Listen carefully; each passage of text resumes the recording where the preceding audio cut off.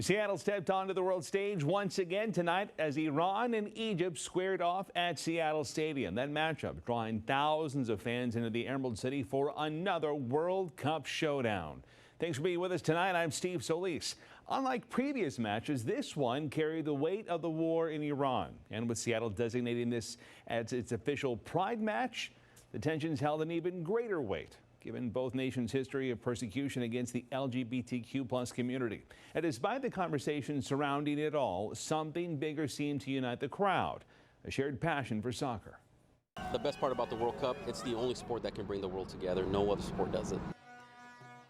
Our Lynn Nguyen joins us tonight. Lynn, you heard from fans heading into the match about the controversy that led up to it, right?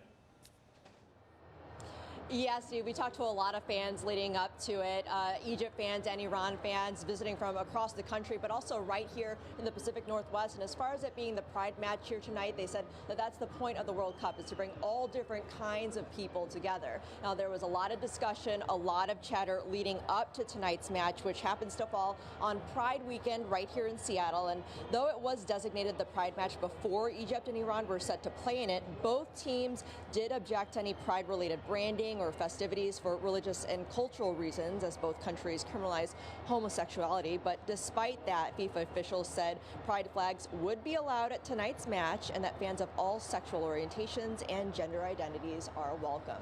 And we certainly did see a lot of Pride flags out here tonight, as well as flags from both countries, both teams playing here tonight. Steve? So, Lynn, what did fans think about the controversy surrounding tonight's match? We talked to a lot of fans about that. It's, discussion that really couldn't be avoided when talking about this match. And for the general sentiment among fans out here is just they're glad that everybody could come together for this sport, kind of leave their politics or their thoughts on things at the door and just come together and enjoy soccer. We did speak to one Iran fan who said that, who just kind of noted the irony in this. He said that you couldn't pick a more suppressive region to have a Pride match, but regardless, he said it's a great opportunity to show the diversity here in Washington State, and that was a general sentiment among fans here tonight. Steve? Lynn Nguyen live with us tonight here in Seattle. Lynn, thank you. Now, earlier today, just hours before Iran's soccer team took the pitch, the U.S. launched a new strike on the country. President Trump says the attack is in response to an Iranian strike on a vessel in the Strait of Hormuz yesterday, calling it a violation of the ceasefire agreement.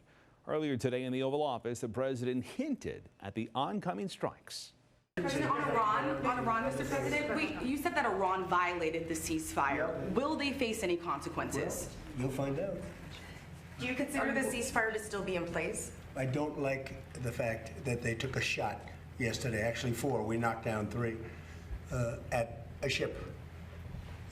Not an allied ship, but a ship, a very expensive ship. And it was fine, but it took a little beating. They shouldn't be doing that, so you'll find out. The U.S. attacks have since ended tonight. Now, ahead of tonight's match, political tension around Iran came to a head right here in Seattle. Groups against the Iranian regime, while others turned out to oppose Israel. I absolutely disagree with what they did, and I absolutely disagree with what FIFA did.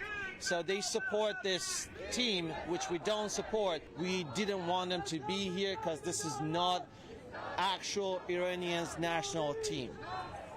Our Jeremy Harris was following those protests all afternoon. Jeremy, did things remain peaceful tonight? Yes, everything for the most part remained peaceful because police had a very heavy presence down here. This game was a lot more than just a match between two countries.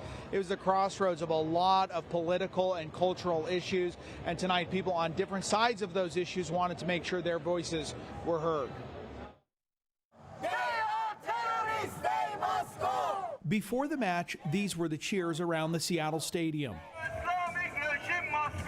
All we can do to be their voice, to just be as loud as possible. Hundreds of protesters here to oppose the Iranian regime before the country's team took the field. We didn't want them to be here because this is not actual Iranians' national team. The U.S. has been at war with Iran for 6 months, but the conflict between the Islamic Republic and its opponents dates back decades. They try to destroy us, they try to eliminate us also out of Iran. Joshua Rahimzadeh was tortured by the Iranian regime in the 80s before fleeing to America. All Iranian, overwhelming majority are against revolution. Freedom for Iran, and no more IRGC, no more mullah, no more terrorist supporter in Iran. But not everyone here agreed with their message, and police had to keep a close distance to keep things under control. Later in the day, a separate group came to oppose Israel. This conflict was expected, and officials were ready with extra officers stationed in the area. Despite some back and forth between people of different opinions, things stayed mostly under control as fans came to see World Cup soccer in Seattle.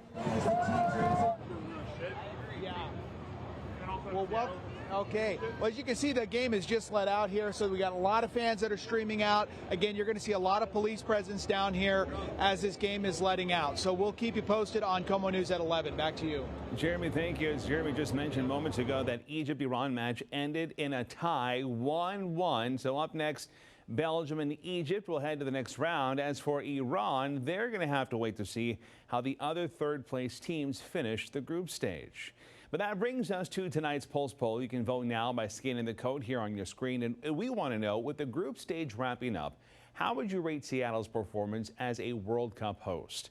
This is a live look at the results that have come in so far. Right now, 54% of voters say that it has exceeded expectations. Meantime, 23% apiece for both met expectations and below expectations. If you want to weigh in, just scan the code right here on your screen. Seattle's waterfront has become a top spot for World Cup fans to watch matches each day. Today, crowds of soccer fans stopped by Pier 62 before making their way over to Seattle Stadium. Our Claire Weber has a look at the festivities. The skies may have turned gray, but dedicated soccer fans still fill Pier 62 on Seattle's waterfront to watch World Cup matches on the big screen. I like it, but I didn't expect this cold. Egyptian fans like Joseph Ibrahim are riding the high of the team's early tournament success and representing their home country while in Seattle. This is our first time ever Egypt win a game in the FIFA World Cup, so people are traveling from all over the world. High energy surrounding Seattle's first match between Egypt and Belgium caught the attention of some fans who were back in the Emerald City for round 2. We saw all the crazy fans going around having fun, especially last match. So we were like, let's go. Scattered throughout the crowds are Team USA fans, Mexico fans, and plenty of Iranian fans wearing the nation's colors of red, green, and white. I see a lot of people with the flag, with the shirts, with the bands, and it's really, really exciting to see them and talk to them. Yeah. Fans say it's a chance for soccer and spirit to unite the world on the global stage. The energy of multiple different countries coming together, people exchanging cultures and identities and just joining in the happiness of soccer. It's great to be at a second one. Watch parties for the first knockout round games will start here at Pier 62 on Tuesday, June 30th. They're free, but pre-registration is required. In Seattle, Claire Weber, KOMO News.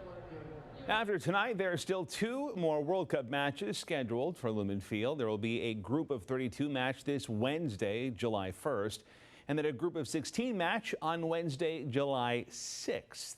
Again, those teams are to be announced still, but the United States, they could play in that round of 16 match if they do advance that far. Remember, you can stay up to date with the FIFA World Cup even when we're not on the air. Just scan the QR code on your screen. That's going to take you directly to the World Cup section of our website, KOMOnews.com.